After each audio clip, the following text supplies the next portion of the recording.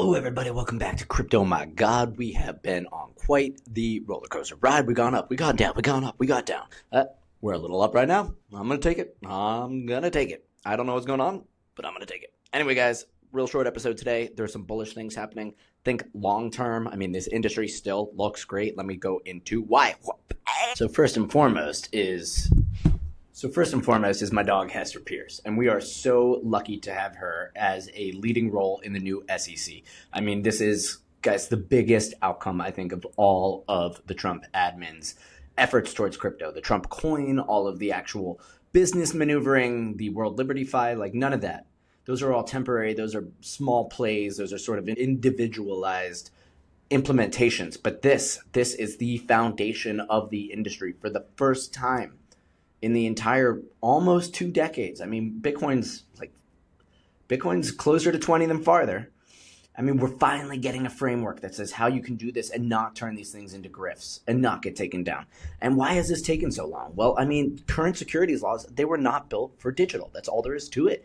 We're encountering just a new kind of asset, a new kind of trading, and a new kind of market activity with different market participants, right? Less intermediaries to add that trust layer, more autonomous code. Now, she comes out with this amazing post that we're not saying your crypto assets are securities, but if they are, we're working on clarifying that, or your company is involved. Here's some disclosure guidance. And this right here addresses so many of my gripes about the broken industry. I mean, I just did that rant, that episode earlier this week about how our market mechanics are broken. Well, there is a lot of opacity in what should be these transparent chains. That opacity comes from the deals with the exchange listings, the deals with the teams, right? What does the token unlock schedule look like? Are they allowed to trade those tokens OTC? Who are the market makers they're working with? This can impact our trust in the project. And what's coming out here is basically saying you can do a revenue share business, right? You can actually return. I mean, imagine a protocol that generated revenue and returned it in stablecoins. They could do it under a securities framework. I mean, this is very, very exciting. So risk factors, obviously amazing descriptions of securities, the rights and the obligations and the preferences. I mean, this is just something we don't often see. They're like, it's a governance token, right? It gets to let you vote.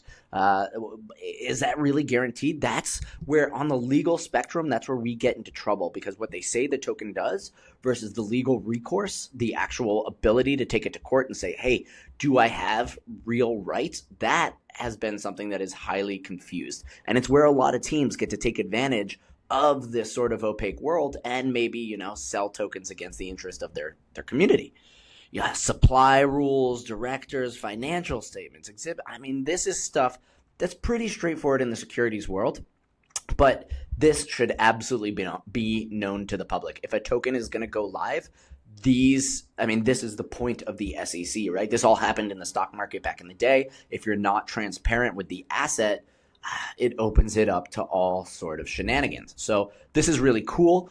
This isn't, firmed up yet in any sort of law. It's really the opening of a conversation. And now a lot of my legal buddies are actually kind of responding to it, or even testifying in front of Congress to say, hey, we should put these things in place, and this is what's key, and this is where you're missing it, right? Because there is still a little bit of the legacy mindset and not the computer scientist like we build code mindset. So I've got a really good breakdown on it from Erich X. A good start, but the technical specs should include required verification of deployed smart contracts. I absolutely believe in that, right? Like if you're going to put out a smart contract, just let us know that it does what it says it's going to do. We don't want to rug pull in the smart contract code.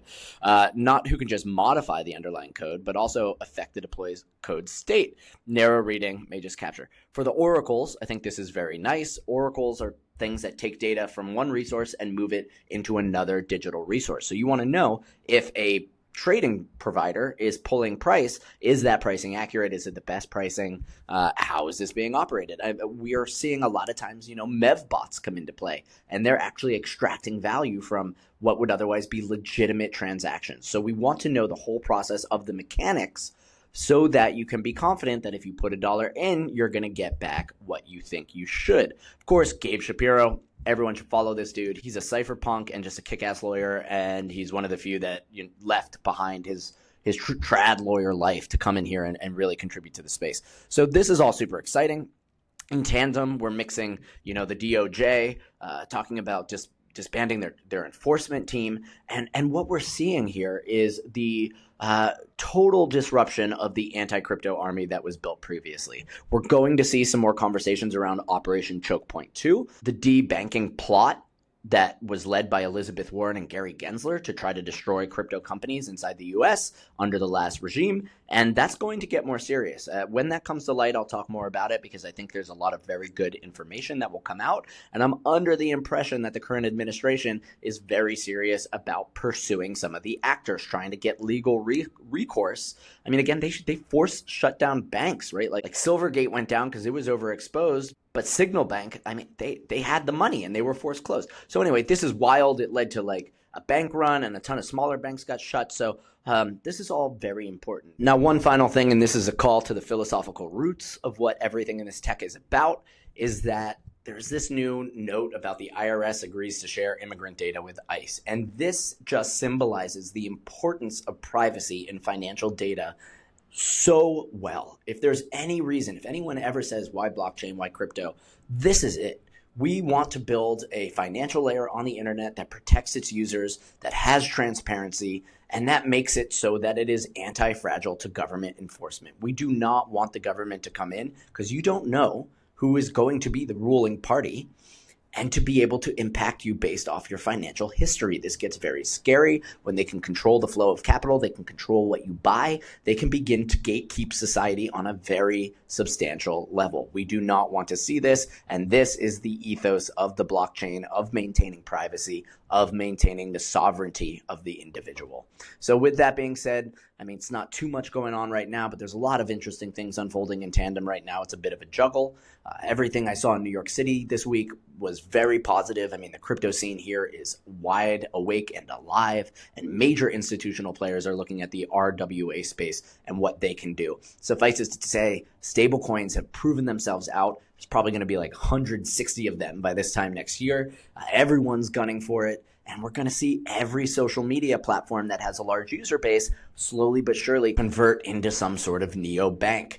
Everything that does social media now will have banking services and financial services in the future. So we are at the tip of the iceberg. It's very nice to see the foundation being laid down. I would like to see very real businesses. It's starting to get old, trading in shitcoins. And I got to agree that the 5-year outlook has honestly never been better. So if you did survive, if you have some cash on the side, I mean, you can pick up some good coins now. I would look at things that generate revenue that have a large circulating supply. There's a really good set of 2017 coins out there. Some of the original Solana coins are doing well. But anyway, guys, good luck out there, and I will see you on Monday.